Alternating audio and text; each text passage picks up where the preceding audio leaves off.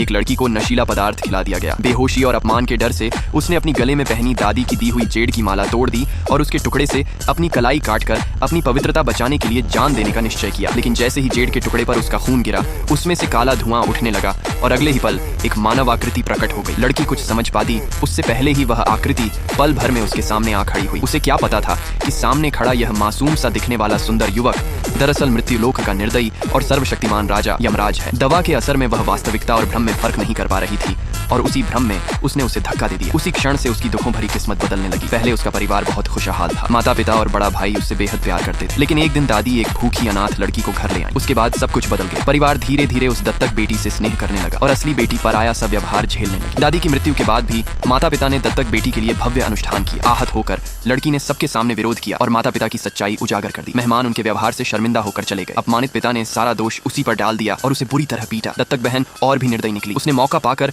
उसे कामोत्तेजक दवा खिला दी और एक नौकर को बुलाकर उसकी इज्जत लूटने की साजिश रची। इतना ही नहीं, उसने यह भी बताया कि दादी को उसी ने जहर देकर मारा था। लड़की ने अपनी पवित्रता बचाने के लिए जेड तोड़कर जान देने की ठानी, लेकिन उसी से यमराज का आगमन हुआ। उस घटना के बाद दोनों के बीच एक अदृश्य वैवाहिक बंधन जुड़ गया। जो नौकर उसे अपमानित करने आया था, वह यमराज की एक नजर से ही मर गया। परिवार ने फिर साजिश रची।